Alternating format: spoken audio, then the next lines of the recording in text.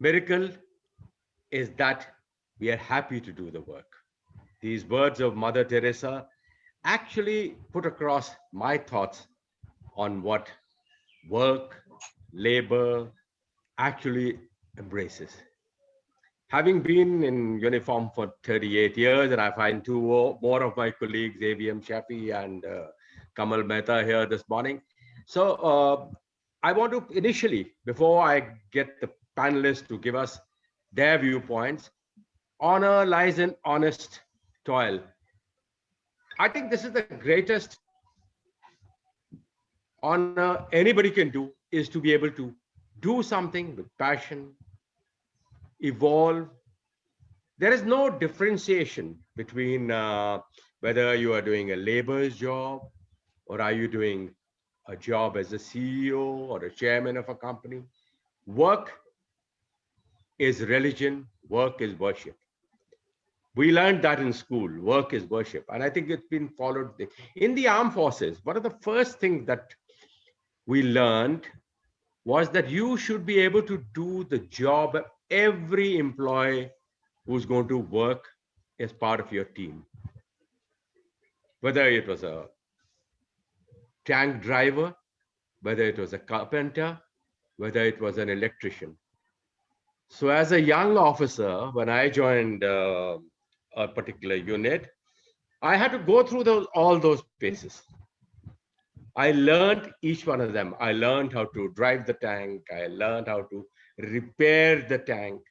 I learned how to fire the gun. I learned how to operate the radio. What is the purpose? The purpose was twofold. Not that I became a better driver, tank driver, or that I became a better radio communicator, but it was to understand the effort that goes into it and what that effort really implies. Now, only when I understand the effort that goes into a job will I be able to appreciate when a job is well done. Right. So unless you learn how to appreciate a job which is well done, you'll never make great teams. This most of the time becomes a failing. We want our managers, our team people to perform, produce results, because my concern is the bottom line, right? But I forget the effort that goes into it. The day we learn the effort that goes into it, we will learn to appreciate, and you will find the change that happens in any organization.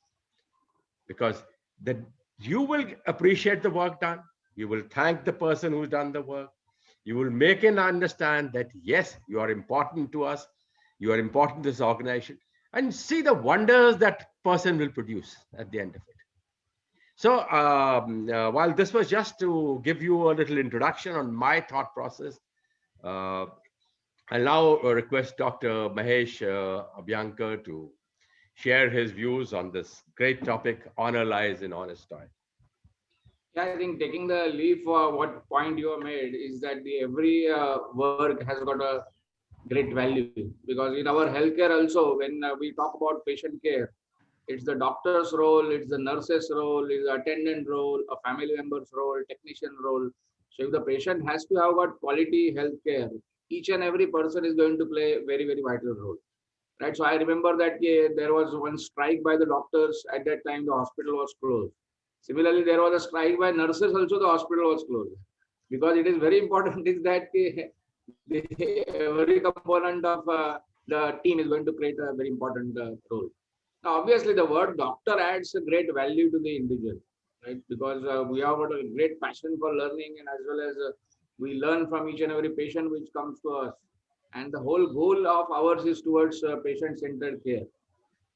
And now I think during this COVID lockdown, when the abodes of God had closed doors, at that time everybody realized that the God himself appeared and dressed in white to save the mankind. So the reason is that there is a human element, that we touch human beings, not the instruments. And when you touch human being, we have to do a physical care as well as mental care. We have to slightly sometimes touch upon spiritually also, so that the growth takes place. So it is very critical, and we are almost honest. Means we have to be honest for each and every patient. Unless and until patient gets out ICU, I still remember that when I used to work in the intensive care unit settings, we never see that when my reliever is going to come. If my duty is between 7 to 3 and the 3 o'clock the new intensives will join, I never look at the time because the patient care is important. And during one particular Mumbai rain lockdown, I was waiting for the reliever for 32 hours because there was tremendous rains. All these railways as well as buses, everybody was closed. So I worked from 7 to 3, then again I worked from 3 to 11, then again I worked from 11 to 7, again I worked from 7 to 3, and ultimately at 5 o'clock, the reliever came. So that is a dedication what the medical profession leads into. Because once the patient comes from the ICU to the wards and he goes back home, the pleasure what we get, that pleasure has got, there is no comparison of what output of the work you are going to get. So I think that these are the honest work. I think because the profession is only like that, right? Yeah, definitely everybody can earn money. There is no doubt about that. And this during VUCA times now, currently we realize that the healthcare professionals are heroes. But according to me, they were heroes for years together. For each and every, whether the patient has got fever or whether the patient has got heart failure or the patient has got COVID-19 and pneumonia, I think the doctors are going to play a very vital role. And they will be a part of society for making the society physically fit, emotionally fit, and I think intellectually as well as spiritually fit. So the wellness component is very, very, very critical. Yeah, thank you.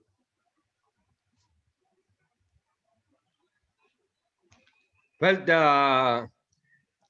Dr. Abhyankar, it was a very profound thought process put across, and your contributions as the medical fraternity are, like you said, it's not today only which is important. It's always been there.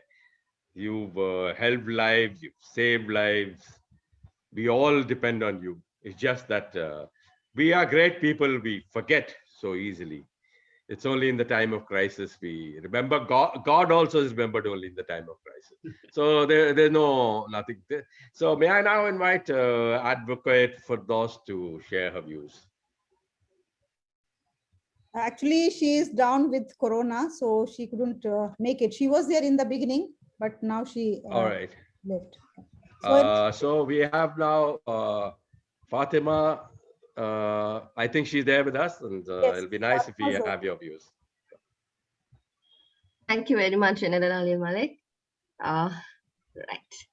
So to be in such a platform, a powerful platform, and a powerful panel as all of you. So as a teacher and as a social worker, as a teacher, everybody thinks that, okay, our time schedule is only from, half a day, they have their day off and things like that. Well, nobody, only half the percentage of people see what lies beneath the iceberg. Well, that being said, the planning and definitely this pandemic situation has increased the work and a lot of new skills we had to bring into ourselves, update and upgrade as always. And this time it was with a great acceleration, I would say.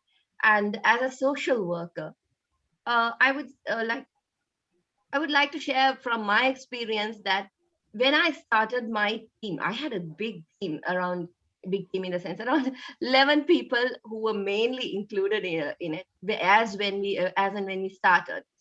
So the fun, and hustle and bustle. But when it comes to the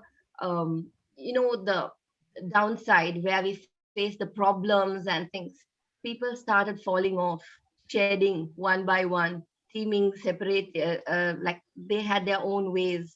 We departed, and finally we had about a handful, a 3 or 4 in our team. This proves that not everybody is cut out or meant to become one in one profession.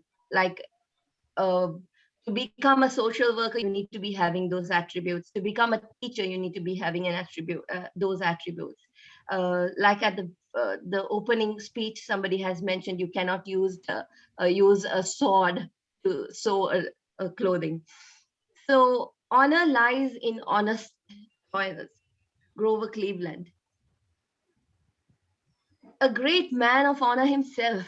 As human beings, we have the tendency to look up to someone, to get inspired. We seek acceptance, approval, motivation, appreciation, and acknowledgement from certain people who inspire us, people who we consider to be honest to themselves, to the people around them, and also to their profession. Are we being honest about our profession, to our employer, to ourselves? The main reason could be that we are not following the career we are passionate about. Instead, we are stuck in the stigma created by a society that we must become a doctor or an engineer only. Sorry, I'm not trying to offend anyone, but my intention is to make us ponder on why are we stagnant in our careers? Why are we unable to grow beyond where we are now? Well, maybe we should ask ourselves the question, are we following the career which we are passionate about? Success can come only when you have the drive to it. Honesty towards the profession becomes a virtue and radiates as you engage in your career, only if you can perform with great interest. Such people, when they are in the right profession, they shine like the brightest star, regardless of looking down on any profession, as long as the earning is pure and clean. Very few people have established success and are being recognized and honored. I'm blessed to be witnessing this eventful moment with all of you. Thank you very much, Ma'am Halima and Dr. Ram, for this priceless initiation and wonderful opportunities you provide to the people around you. Your services travel beyond the boundaries of India and now reaching around the globe. Your passion radiates in every word you speak and every opportunity or platform you create for a growing generation like us. Just want to leave you all with something to ponder. Your house is the dream of every homeless. Your smile is the dream of every depressed. Your health is a dream of the ill. Your terrible job is the dream of the unemployed. Yes, these are the tough times to many due to the pandemic conditions. Just don't let difficult times make you forget the blessings you have in your hand. Let us all understand that honor lies in honest toil. Thank you once again for the platform. Over to you, Ma'am Halima.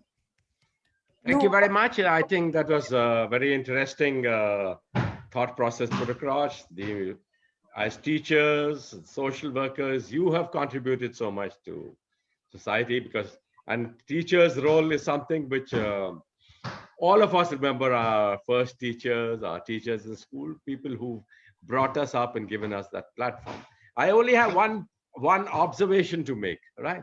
You very rightfully said that you achieve greatest success and you're most passionate when you're in the job that you love doing.